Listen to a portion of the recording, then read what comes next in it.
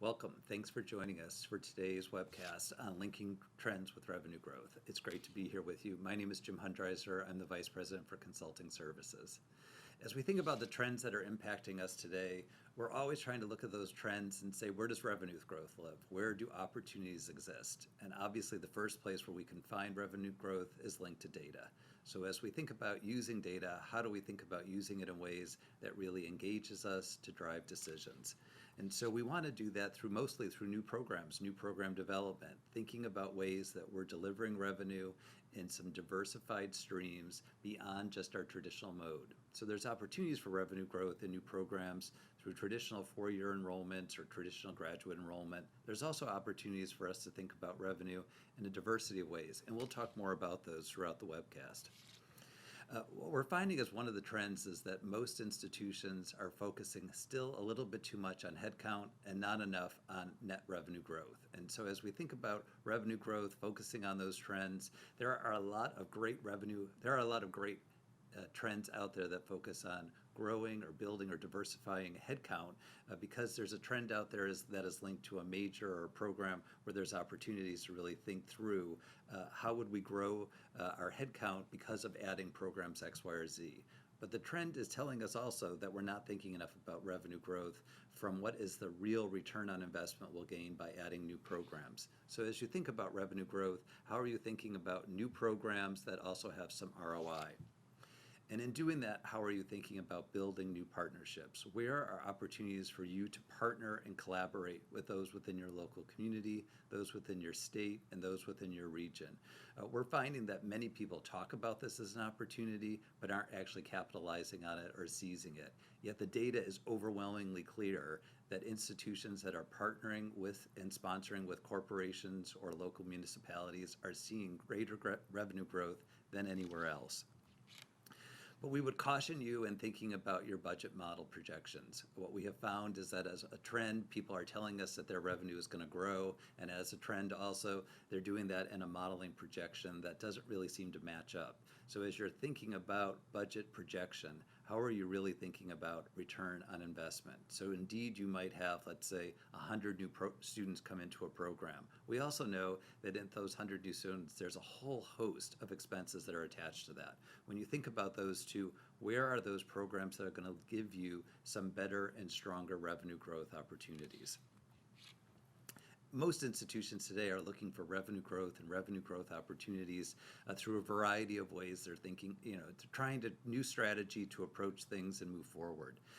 Most independent institutions, through a recent study, told us that retention completion strategies is where their greatest opportunity for revenue growth was going to grow. And while we certainly applaud all those efforts, we want to see more students graduating, the data also suggests to us that there is investment that needs to be made in student completion strategies. So we want to encourage and continue that strategy and that methodology of thinking, but we also need to be mindful that growing revenue here is an opportunity, but is going to come with an expense. And as you see on this slide, there are a variety of opportunities to continue to grow revenue, and here are some strategies that institutions are thinking about. Of course, the second largest one is around student recruitment opportunities.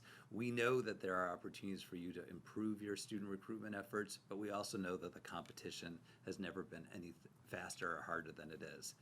And so what I'd invite you to think about is the pathways or the on-ramps for students who come to us from a variety of pathways.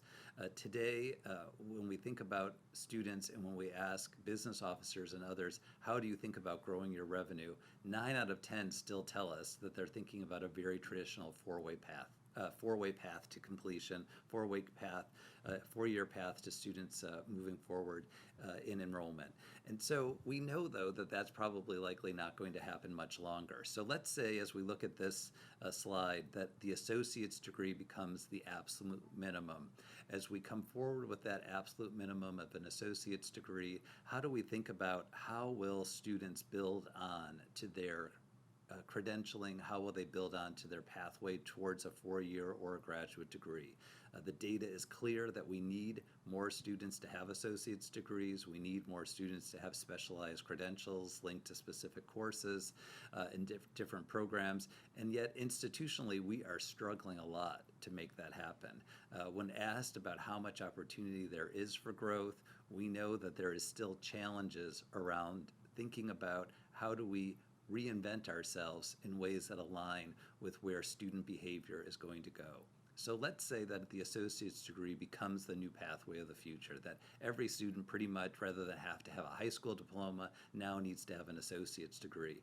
But rather than continuing on into a full-time equivalency that comes next, what if a student says, I really liked my 2-year degree, I earned these things, I got interested in X area, and so now I'm going to get a credential, and maybe that's in some criminal justice area connected to data analytics. So they move down that path of a credential, and then they start their career.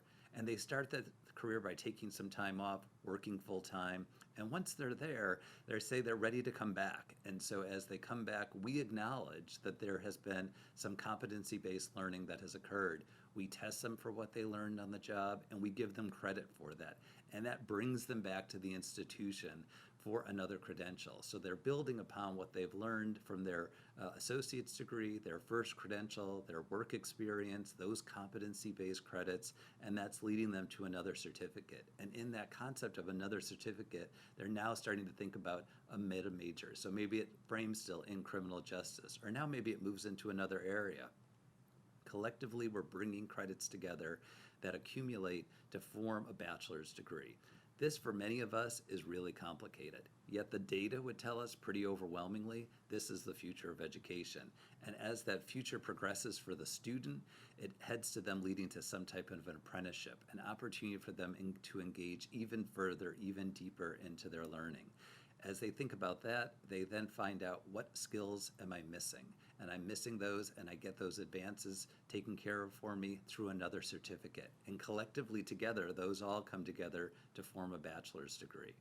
Think about your business model today and how this coming and going, on-ramps and off-ramps, the pathways that students are having will change dramatically as we think about the different places where students might head, and even those who are 18 to 22. If the affordability and opportunity access that we're providing or not providing may cause this to happen no matter what, or industry is changing so rapidly that we may not be able to ramp up the skills that students need fast enough in order to have a 4-year pathway to a bachelor's degree without some specific opportunities for them to have hands-on engaged learning.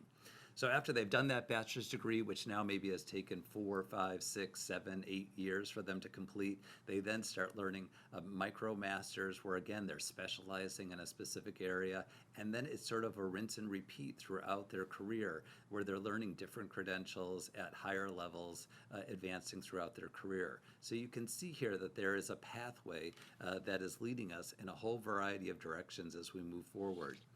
Because in a most recent study by Strata and Gallup poll, we learned that there are 60 million adults without degrees who are likely to enroll within the next 5 years. And as we look at this data, we see that those who are 18 to 24 are very likely to enroll.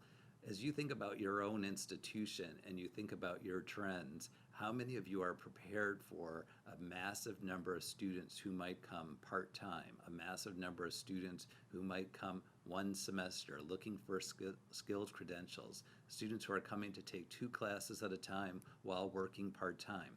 Our community colleges are well prepared for that. And I know for some of you even listening today, you're probably thinking, well, but that's just not who we are, so we're going to double down on the 4-year traditional career experience. You know, that's probably unlikely to happen as we look at the data. And as you think about the types of students and the ways they want to engage and enroll, they're talking much more about how does this connect to an employer. And I think this chart and this slide shows us pretty overwhelmingly how many students are looking for an exact employer connection.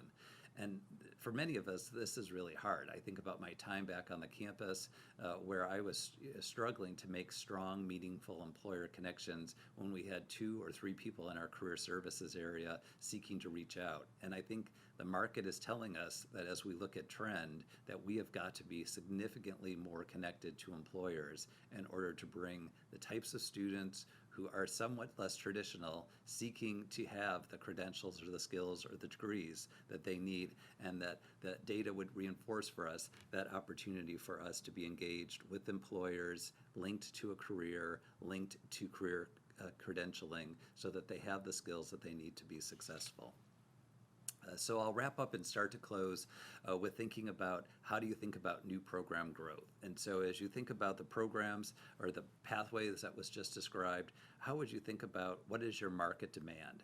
Where are you going to maximize your current partnerships to engage and build programs? How would you go about doing that? What type of local, state, or regional data would you do to tell you where there are needs, where there are opportunities, and how are you going to go about doing that? Next, how would you build upon your reliance on your brand?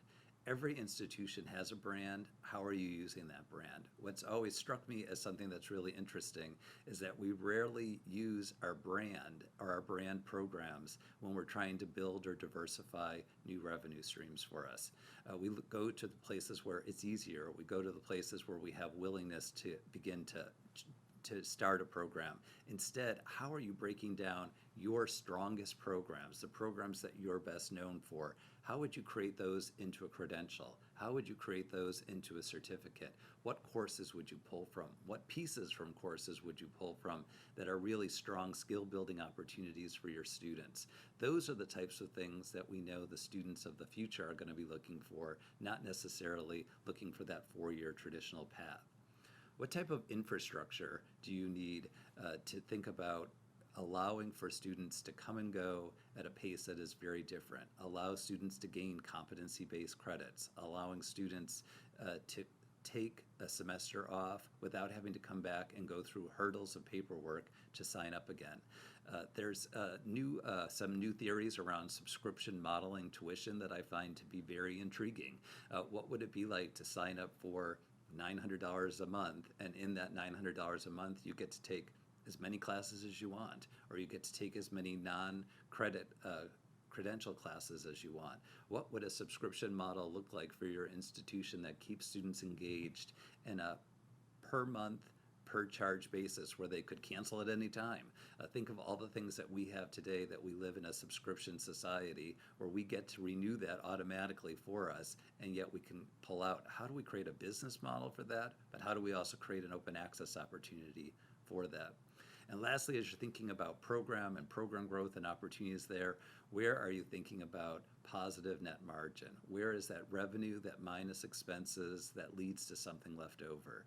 Too often we are creating programs that have zero net margin in them, and that is just not a sustainable business model for us as we think about the future. I certainly understand that in healthcare related programs, there's a lot of credentialing and a lot of different work that needs to be done to ramp up those programs to get that accreditation. But we know at the end of that, there is a market demand there that is significantly strong. For other programs, I don't think we are at the opportunity anymore to think about starting a program where it's going to be at a loss for 2, 3, 5 years. We've got to be thinking about net margin, positive margin opportunities for us to grow our revenues, and then how do we link that back to investing into new trends? So I hope this webcast gives you a few ideas of ways in which you can grow and think about diversifying your revenue. We at Nakubo Consulting are always trying to come up with new ways to help you grow and diversify your revenues. If you're interested in finding out more information, feel free to contact me, Jim Hundreiser at nakubo.org. Thanks for spending a few minutes with us today. We hope you found this webcast to be helpful and informative.